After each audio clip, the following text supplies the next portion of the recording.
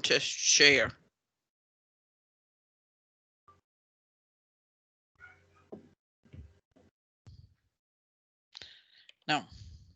Now, I presume you can see it now, ladies. Yeah. It's called work-related issues. Okay, this now is really long. And Kay, you can go whenever you want to and enjoy the party. So what we're going to do now is, this is everything and anything to do with work. Not just in childcare, but every other work. So we're going to start now. It's down at the bottom here, look, off page 6 of your descriptor. Understand work-related issues and needs. And we'll start with pay. Because rates of pay. I just want to make sure I haven't skipped anything. Yeah, rates of pay. So you will be talking about pay, but one of the things you will talk about the minimum wage and things like that. That's what it is. And all these are a couple of lines. I'll give you the information, take out what you think is relevant and put it into it. So the rates of pay is the 1st of February 2020, gone. The national minimum wage is €10.10 per hour and is set out in the National Minimum Wage Order 2020. Now you'll have to tell me that. So, and it's set out by the government in 2020. The national minimum wage does not stop an employer from offering a higher wage. So but there is an increase in the minimum wage in 2021, next year coming, from the 1st of January. The government has approved increasing the national minimum wage by 10 cents per hour. God, you get awfully excited. From 10.10 to 10.20 from the 1st of January 2021. You must tell me that. Because, yeah, okay. Now, that's all really about pay. That's it. Working hours, flexible and shift work. That's now the top one. I said I do the pay first because it's the easiest one. The working hours, flexible and shift work. Flexible hours refers to the schedule which allows employees to start and finish their workday when they want. This means that employees can come to work earlier or later than the set time. Now you will tell me that because you've been asked to tell me.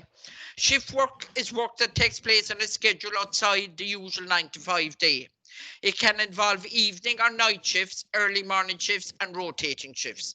Many industries rely heavily on shift work and millions of people work in jobs that require shift schedules. Now you'd also get that in childcare, because you would get maybe, particularly if a centre is open in the morning at 7 o'clock and works until 6 or half 6 in the evening, you would one week maybe be in for the 7 o'clock shift and finishing early, and the next week you might be coming in at 9 and things. So you do get it in childcare as well, particularly areas of with creches and that take in children early in the morning.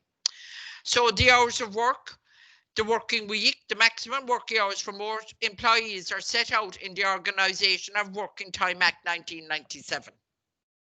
So it used to be 40 hours, but I know it's gone down to 39 hours now.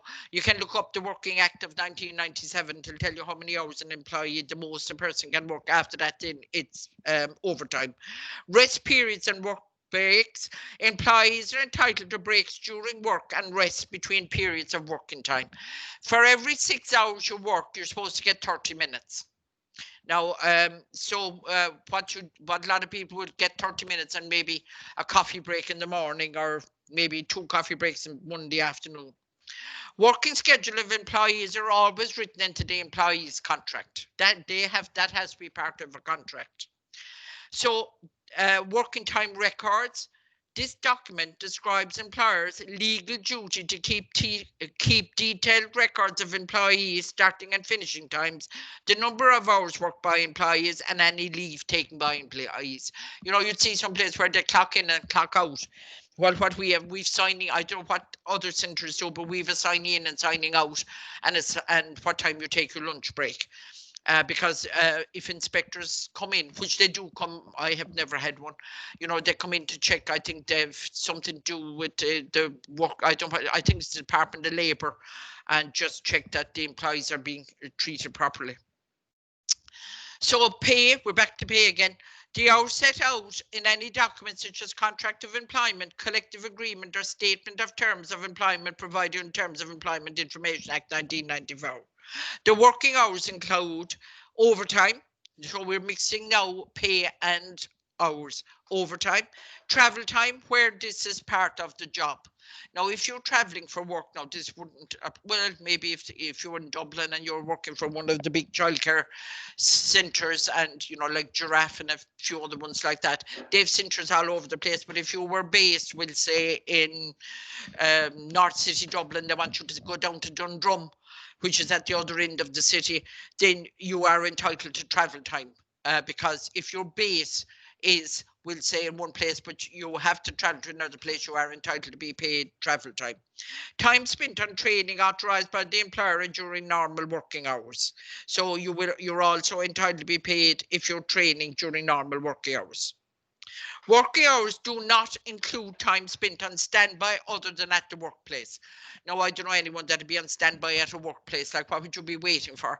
But if you are told you better come in here now because in case Mary she's not feeling well, she'll have to go home and we can't wait for you to come, so you better be in. You are entitled to be paid while you're waiting for Mary to get sick and go home. So, but if you're at home or if you're in standby or something like that, and you're out downtown and you're all it takes is a phone call, you don't get paid then for that standby because you're doing what you want to do.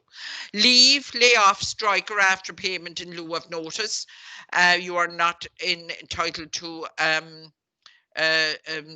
payment for that. And traveling to and from work. Traveling to and from your regular base, you're not entitled to be paid for that. So it must be clear from the start what pay is taken into account, what hours are included as working hours, and what period the calculation covers. So we were saying that about the contract. The period is, are you being paid weekly or monthly or fortnightly or whatever? That has to be stated. So you are not, now, however, look at this, you are not entitled to receive the national minimum wage if you are employed by a close relative. Now, when I don't like, well, now I took the quotation, I have it underlined from the Department of Labour website. You are not entitled to receive. Well, I mean, anyone that wouldn't give you at least a minimum wage, but if you work for a close family, like a spouse, a civil partner, or a parent, you're not entitled to get the minimum wage because it's kind of family. Or in a statutory apprenticeship. Apprenticeships as well are not tied down to, well, particularly, I suppose, if you're in your first year apprenticeship, because you're only learning, really. You're not working, you're shadowing. So under 20, as the National Minimum Wage Act only guarantees you a reduced or sub-minimum rate of the national minimum wage. So if you're under 20, work under 20, you don't have to get the minimum wage. That'd be students and irregular or working, you know, kind of couple of hours here and a couple of hours there. But I mean, most employers pay the minimum wage. Now, the next thing we're covering is safety. It's down the bottom of page 6. And this is very important, really, when it comes to work and safety, because this is where employers get in all sorts of trouble. The Safety, Health and Welfare Act of 2005 and the Safety, Health and Welfare at Work Regulations 1993 place a legal requirement on all employers to have completed a risk assessment and produce a health and safety statement regarding the welfare of staff while they're at work. Every single business has to have a health and safety statement. Every school, every childcare facility has a health and safety statement, and they must have it. It's a legal requirement. The Health and Safety Authority monitors the implementation of the Act and aims to promote awareness of safety issues amongst employers and employees. So TUSLA, when they come in, check our health and safety at work document. Not all the time, sometimes. Before, when we were inspected by the environmental officer with TUSLA, they always checked it. So the Act places a statutory duty on employers to take responsibility for the health and safety of employees in the workplace. The Act imposes duties of care on both employers and employees. Now, when it says it places a statutory duty, it's written in law. You have to have a health and safety act, health and safety statement, and you have to have the welfare of your employees in the workplace, and the employees have to be responsible for themselves. So the duties of an employer. Now, these are only very small ones. There's a whole list of them, but I just mentioned some of them. If an employer neglects to provide for other safety measures that are required, it would not be a valid defence if an employee results in injury. Now, if it's not written in the safety statement and an employee gets injured and the owner or the manager or the employer, whatever, comes along and says, but it's not in the statement, there's nothing, that won't do at all. It should have been in the statement. And even if it isn't and it's an oversight, the place of work is still responsible. So it's up to the employer to provide a safe place of work, to provide safe access and exit points, to provide a safe plant and equipment, to provide safe systems of work, to provide adequate instructions and training for employees. That's why induction is so so important, where they come in and they kind of shadow a worker for a couple of days and things like that, or that they're given all access to all the health and safety regulations and are invited in before they start work to make themselves familiar, and to provide appropriate protective clothing and equipment. So that they're only a small amount, there's loads more that would, but the most important thing is to provide a safe place to work. You must give me that. Access and exit points. Of course, you can't have kind of bars across the door and people not able to get out. A safe plant and equipment. The plant is the site where we work, our schools and our preschools, and the equipment as well. I mean, that would be like, the chairs have to be comfortable and the chairs have to be kind of not one leg broke and held together with something, all that sort of thing. And there must be safe systems of work. All right. So the duties of employees. Employees as well must take reasonable care for his or her own safety, and that any other person who may be affected by his or her acts or omissions while at work. So an employee must also be responsible for their own safety, and they must also act in a way that they don't end up injuring someone else. They must cooperate with the employer and any other person to such an extent as will enable his or her employer to comply with the law on health and safety. So they must kind of cooperate with the employer so that their health and safety is of a very high standard. They must use protective clothing or equipment as provided. Now that would, I don't know, that would it be in another job or something like that, maybe with clothing with us as well, like aprons and things like that. To report anything at work that might endanger safety. If you see something is wrong, like we'll say a socket uncovered, you should say, look, there's a socket uncovered there, I better put on the cover. Or if you couldn't find the cover, you say to the room leader and the manager, we must cover the socket, or any other thing, leads hanging off of musical equipment and things like that, or blinds. The cords and the blinds are huge. They make sure they're tied up. Keep an eye on things like that, not to interfere with any system of securing safety. Not to, if something is put in place for safety, then don't go messing with it. Not to be under the influence of an intoxicant. Do you hear all this now? At the place of work, to the extent that the state, he or she is likely to endanger his or her own safety, health, or welfare at work, and that of another person. So not to be not to be drinking at work or taking drugs. Undergo any reasonable medical or other assessment if requested, do so by their employer.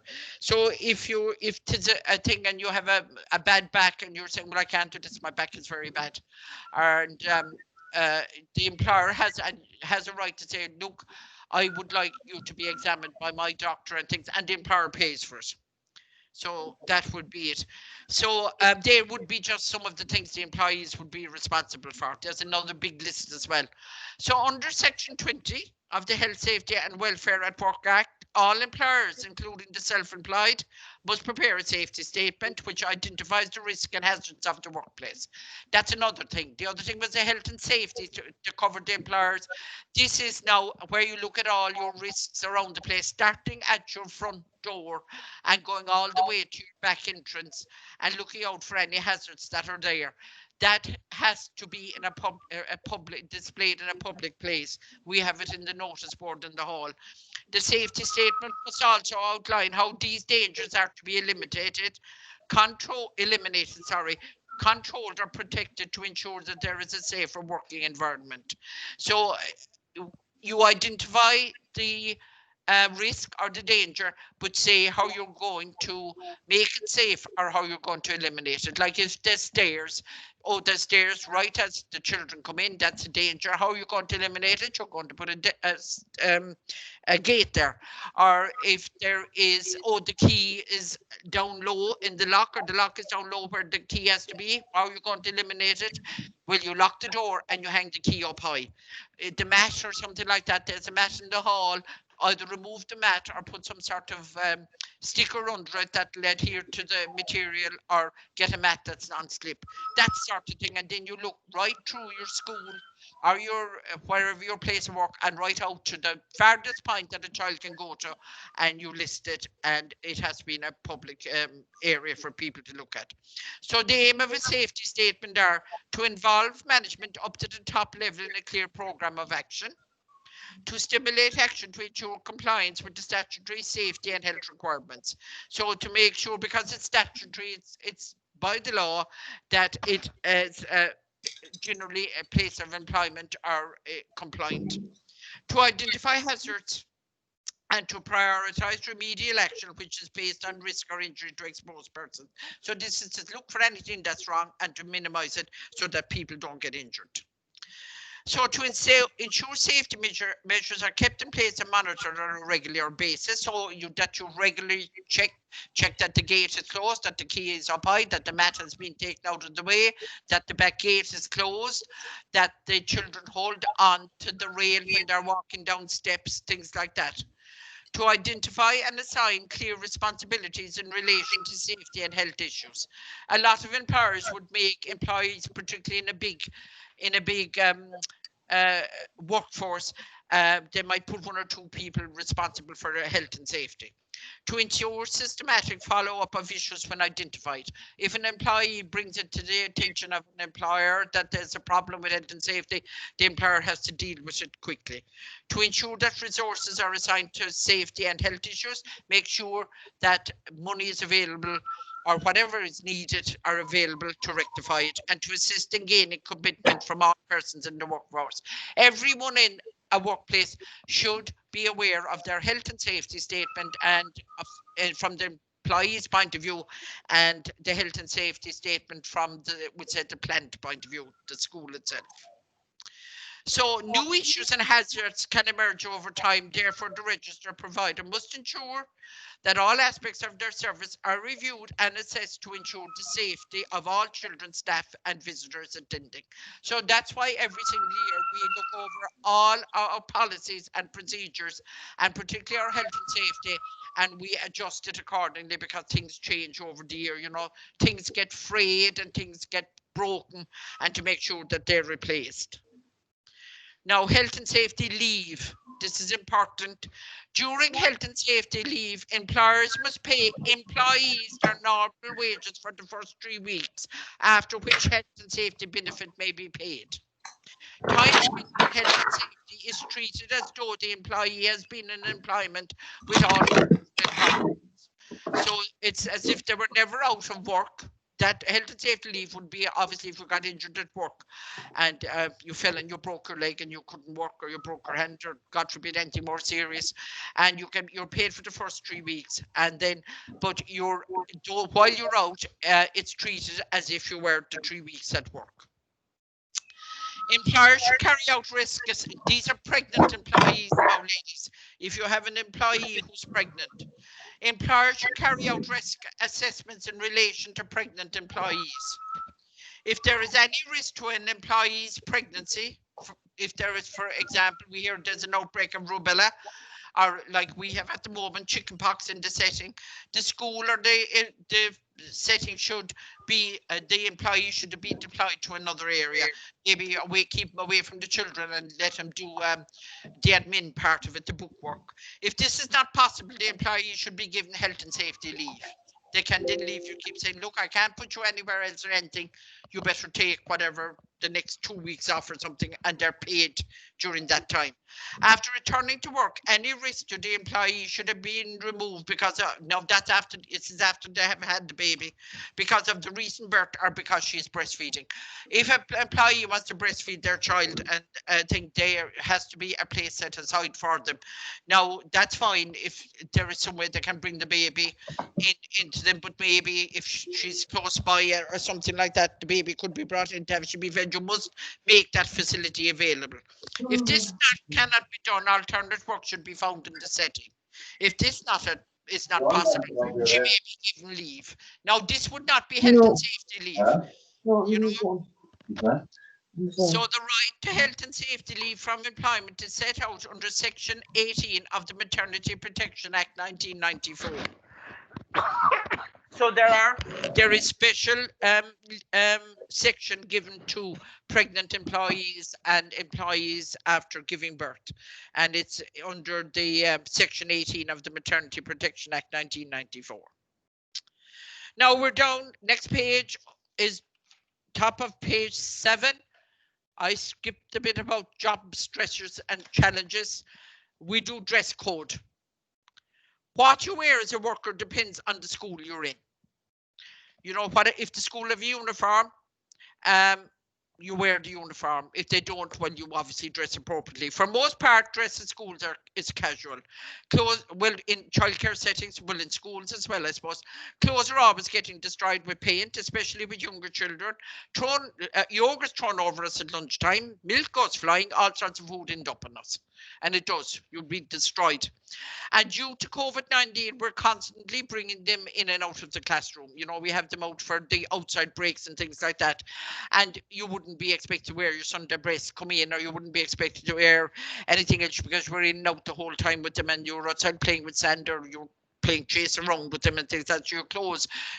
There's a lot of wear and tear for sure. So, I mean, you wear what's comfortable for you, really. Clothes must be appropriate. And I mean, that's entirely up to you. We have a t-shirt and we have a hoodie now because it's gone so cold. We're after buying hoodies, and because of the fact that we're not allowed to put on the heating too high because of COVID and things like that. You can mention that as well here, you know, that sometimes that a lot of facilities have bought warmer uniforms for their staff, because now the fact that we are not encouraged to have the heating on, we're to have doors and windows opened, and the staff actually have to be kept warm. And it's the same with the parents with the children. Like, I have sent them apps saying, look, just make sure there's layers of clothing on the children. Now, the one thing I want to remind you here, in case you don't know, but I'm sure you do, have a change of clothing in your setting. This has to do with COVID, and you will mention COVID here, because it's TUSLA, when they come in, have asked the question, do you have a change of clothing for your staff? Have the staff brought a change of clothing? And the reason for that is if there's a suspected case of COVID in the setting, or a child suddenly gets very sick, or a child gets sick on top of you, then you are going to have to change your clothes, and that's all about it. But the funny thing about it, the person that told me this about the change of clothing on Chid Toslane recently, they asked to see the change of clothing. Now, as it turned out, the staff did have it, and they had it in a bag, and their name in a bag. So you can mention that there, and it's a reminder for yourselves as well in your settings, or maybe in your schools as well. That if it's only in the car, have a change of clothing, so that if something happens, you change it. Because if there's a suspected case of COVID, and we're supposed to treat all children who have temperatures and suddenly getting sick as if they have COVID, and put them into the isolation area or isolation room and get them home as fast as you can, then really you should change your clothes and put your clothes away straight away in case the child has COVID. Now, uniform supplied by the school, then you must wear it. And always refer to your contract. Generally, your dress code is in your contract. Now we're going to talk about job satisfaction. Now, it's there is job stress and challenges, and then there's career progression. I'll talk about them later. Now, job satisfaction. Studies of job satisfaction of childcare workers are reviewed using the work pay and benefits, working conditions, relationships on the job, perception of control, advancement, interaction with children seem to be associated with job satisfaction. So, you know, all that is in any job, just not in childcare, but in any job. Job satisfaction can be defined in several ways. Now, you can define it whatever way you want to define it. You can Google it, and you can get something from Wikipedia or wherever you want to get it. The definition of job satisfaction is, and quote what is, but tell me where you got it.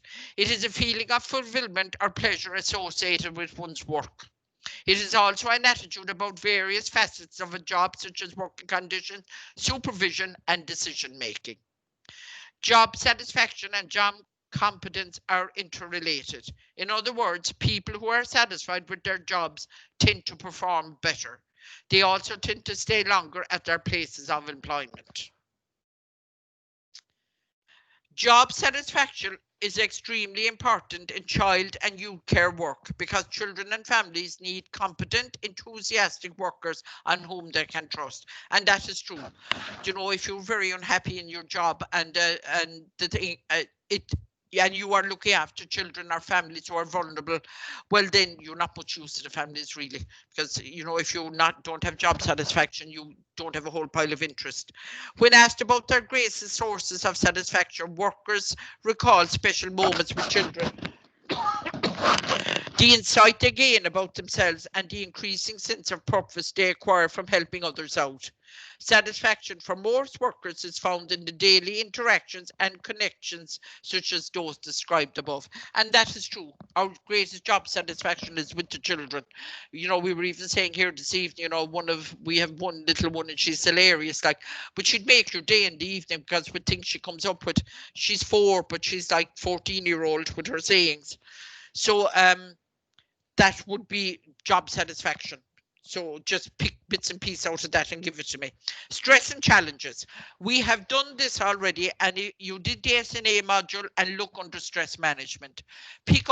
Look at that module, pick it out. It's on, I gave it you on a flash drive, and read it through and pick out the pieces that are relevant and put it in under stress and challenges. Career progression, I covered that on video 2 last week under your career plan. This is what you plan to do in the future. Remember, I was talking about that you can go on to do further courses in, which says CIT, WIT, ITT, UCC. You can go to School of Commerce and do Montessori. You don't have to do any of them. You can, I think you could, your career plan at the moment is to get your level 6. And if you're in childcare, is to be a room leader. And if you're working in as an SNA, is to be better prospects, we'll say, within the childcare field. If you wanted to leave that job, it would give you better prospects to go into another setting as a leader. Now, needs met by work. Here we are now, we're down here. Gosh, we're nearly done, ladies. Needs met by work here in the second last one. The lowest level of Maslow's hierarchy of needs. Now, if you remember doing child development way long ago, Fado. Maslow was the one with the triangle. Now, if you pull out your child development book, you'll see about Maslow. His hierarchy of needs is basic needs, such as the need for food and rest. When it comes to the workplace, this translates into money. If a job pays employees enough, are you able to see this, ladies? Hello? Hello? Needs met by work? Yeah. Can Yes, yeah. Oh, sorry, We're sorry, on mute. ladies. On mute. Yeah, I was wondering. Sorry. If the job pays employees enough, then they can pay their rent and utilities and buy food and clothing. Then the job satisfies the employees' basic needs, which, I mean, we need more than just food to pay our food and clothing and our utilities. We need as well to have a life and to be able to go out and treat ourselves and go on holidays and things. Knowing employees play a crucial role in motivating employees to deliver Huh? What did I say? Knowing employees plays a crucial role. Oh, sorry. Knowing an employer that knows their employees, it plays a crucial role in motivating employees to deliver their level best. So if an employer knows their employees really well, then and knows their needs and get on very well, then it motivates the employees to do their best. It helps managers to understand their needs and the expectation from the organization by getting to know the employees. Unless and until they feel themselves indispensable for the organization, they will never take things seriously. I mean, if the employee, what we're saying there really, if the employee feels invaluable to the company, then or to the business, then they will work a lot more seriously. If you feel that your employer doesn't value you, well, you just will come in, do your day's work and go out the door, and that's it.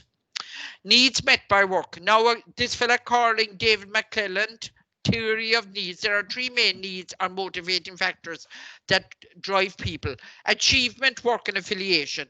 Now, he was a human. He studied human behavior. He was a psychologist, American, and he worked, I think, in Harvard. But he wrote loads of papers about human behavior and the needs of human beings.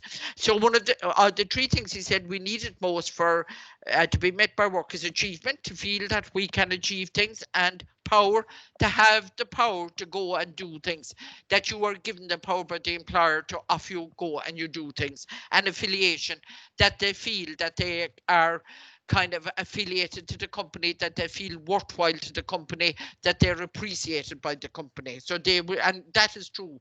We all kind of thrive in achievement when we achieve something, and we are given the chance to achieve it. There, and that we did it off our own back. And the same thing, that's what power is. Be given, letting you as an employee have the power to go and do what you want to do and to achieve something, and then you'll feel an affiliation with the business.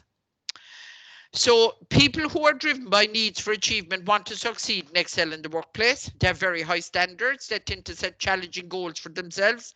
These people work best with others and who are driven to succeed.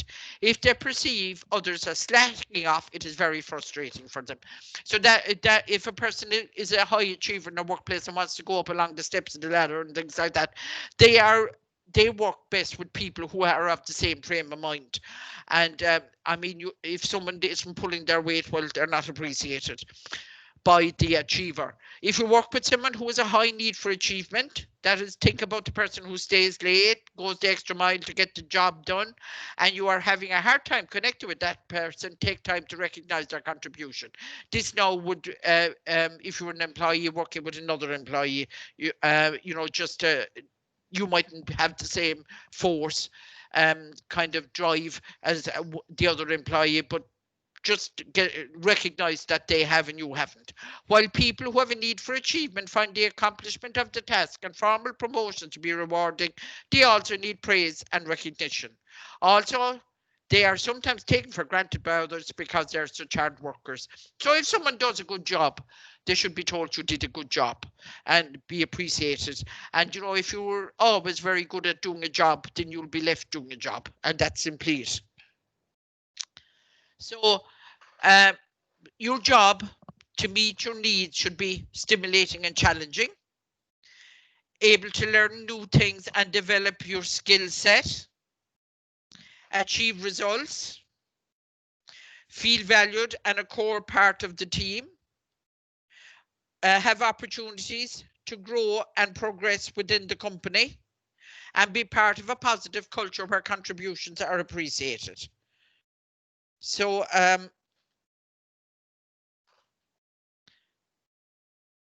now some people put a high premium on leadership and influencing others. These are the people who need the power. That's according to your man McClelland. These people need power. They want to be leaders. They want to have a positive impact on their organization. They work best in a position of authority in which they can motivate, lead others. In other words, in the childcare sector, they want to be the manager. They're gearing towards the manager. The power motivation is sometimes perceived negatively, but we all have it in us to some extent. Nobody wants to have no power, We all want to have some authority and able to sway the organisation to we work for. So, I mean, we all want to have some bit of power. There's no point saying we don't. And then, well, we would like then kind of to have the, wherever you're working, that they would kind of lean towards your way sometimes, not giving in to the people all the time that are the high achievers. Whereas the achievers are the steady and stable, working hard and plugging along in the workforce to get ahead. The poor people are risk takers. They may have seemingly unusual or creative ideas. These are the risk takers, but they are willing to put their reputation on the line for them. Many times they're just one great idea away from recognition from the head boss. And that would be, no, I'm going to give you that to read, ladies, because I have to give it you to read. You might get something out of it, you might not. You know, when you're covering, writing a few lines about the needs met by work. What do people need to be happy at work? I mean, this would be one of the things that you would be listening. Pride to work for one employer. If you're fairness and respect at the workplace. If you're shown fairness and respect in the workplace, you have personal appreciation. If you are being appreciated by your boss. Passion, being passionate about your job will help you feel fulfilled and make it easier to get up and go to work each day and every day. The location of your work. It's not fun to be driving 2 hours every day to work and 2 hours back again. Your workplace, if it's happy, if you like going into work in the morning, if you get on with your colleagues, that will keep you happy at work. Your work-life balance, that you have a good work-life balance. That's it's not all work and no play makes Jack a dull boy. I think we'll be covering that later on. Job title, what your job title is. Do you know, I mean, the Americans have all these grandiose these women to be Mr. So-and-so's PA. In Ireland, she'd be Mr. So-and-so's secretary. But a job title is very important to some people. Company culture, the culture of where you're working from. Do they get on, do people get on well together? Do they have lunch together? Do they have outings together? Is there kind of Christmas get together? Does the boss take you out at Christmas? And that's, sorry, I'm just checking this now here. Oh, she's have to log herself out. And tell her, will you text her back there and tell her we'll be finished shortly. There's no point logging herself back in. Company culture, opportunities. Are you given the opportunities to be promoted? You know, are you given, and recognition? Are you being recognized for all the work you do? What are your greatest strengths? You look at your strengths, because if you can look at them and you can deal with them, then you'll be happy. Ability to learn from your mistakes. Are you a creative thinker, and are you able to prioritize your tasks? Which is very important. I mean, you go in the morning, you have 10 things to do. Do you start at something and get so bogged down that nothing else gets done? Prioritize your tasks. Discipline and determination. Are you disciplined and are you determined? Are you an analytical thinker? Do you kind of analyze things before you do them? How are your communication skills? What about your dedication, your enthusiasm, and your interpersonal skills and respectfulness? Your interpersonal skills is relating to your colleagues and to the children and to the parents and how, and your respectfulness, your respect for everybody, colour, creed and gender, and we're going to be talking all about that later on, like next week. Work-life balance, I knew I had it somewhere, is a term used for the idea that you need time for both work and other aspects of life, whether those are family related or personal interest.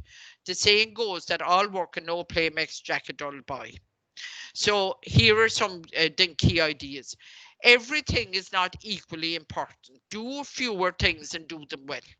And that's very true. You might have a whole big long list of things to do. Pick the things that are important, do them, do what you can, but do them well.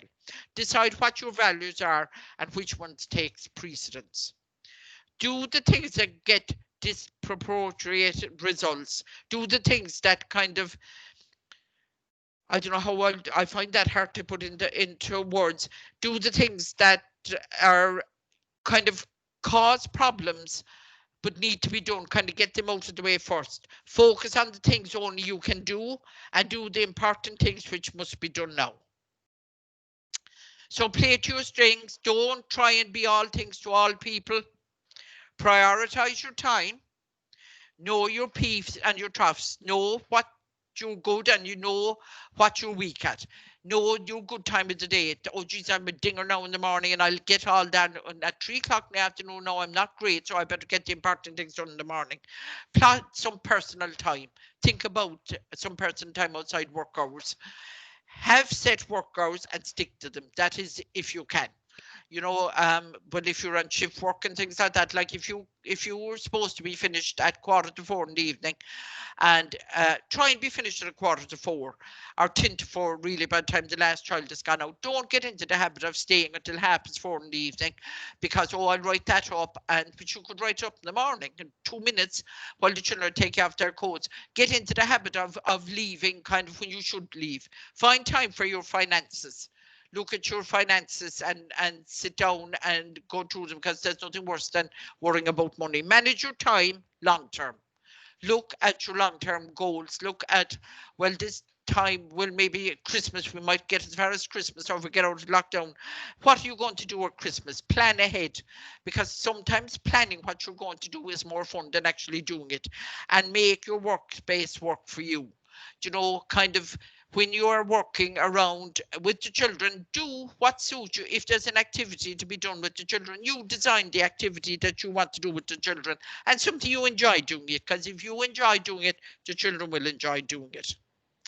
Now, tap into technology, use technology, make exercise a must do, not a should do. Now, this would all, remember we were doing this as regards the stresses and the stressors. So exercise, don't be saying, oh, do you know, I should do it, don't mind, should do it. Make a point every day, I'm going to go for that 20-minute walk. Take time to make time. You know, that's a very good thing. Give yourself time. There is, you surely could find, now the one talking here, like you surely could find 20 minutes in the day to give time to yourself. Do what you love to do. Be realistic. Now, don't go off and kind of say, well, now listen, 20 minutes walk, now I'm going to put on and I'm going to jog. And I'm going to go around the circuit at Town Park and the whole lot. You haven't the hope ahead, like if it's the first time you jog, so be realistic. And you won't go at all then tomorrow because you'll be fed up. Step out. Just step out of your comfort zone. Take a break when you want to.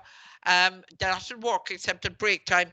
And then even take a break kind of at weekends from thinking about work and have that holiday, plan that holiday. Now, geez, this is as far away as ever with COVID, like, but have a holiday to look forward to and plan it. And there we are. So, ladies, I think we're done for tonight. Right. Okay. All right. Now, is there any questions in that, ladies? No. No. Now, what you see there now, it would say at the bottom of page 8, where, no, page 6, what's it? Where the hell am I looking? Where I just covered there, page 6, yeah, it was page 6. What you do there is you, again, they're only all small little bits. It's work-related issues that you're heading. Then you write down something like working hours, flexible shift work. That's your heading. You write a few lines about that. You write a few lines about pay. You write a few lines about safety. You, under the headings, you write a few lines under job stress and challenges, which you'll get out of your stress management in the SNA. Now, if you have trouble with that, I can put that. If someone says I can't find it and I can't find my flash drive and I don't know what I did with it and I can't find my SNA assignment, let me know and I'll put it up on, I'll put the slide up. Dress code, a few lines on that. Career progression, that is your career plan. Just a few lines in that. Job satisfaction, we just covered. Pick out what you want out of that. And needs met by work, we just covered that there. And work-life balance, we just covered. And they're all, give them all a heading and write under them. Is that all right, ladies? Okay, yeah. Now, I have more work prepared, but the next one is fierce long altogether. We'll be here all night. So, Okay. no, any questions? Is there a word count on that one, Joan? Is there a what? A word count? No. No? There's no word count at all. Just Okay. a couple of lines. That's all. Okay. You know the pay now. You'll have to give me the minimum pay that at the moment is €10.10 since last year, but from the 1st of January 2021, it's €10.20. I need to get that because the minimum pay is written in law, and just pick out something that I gave you there and Okay. use it. Everything is only a couple of lines now, ladies, so don't be worrying at all that you think you have to write a page and everything. You don't. Okay. You know, Right. all right. Okay. Now next week we're going to be covering about the changing nature of work, the changing nature of childcare, and I don't even want to go near it tonight because it's so long and it's so convoluted and it goes back to 1900s, but we will break it down. And again, when you're reading it seems, oh mother of God almighty, we're going to be here all day and all night writing this.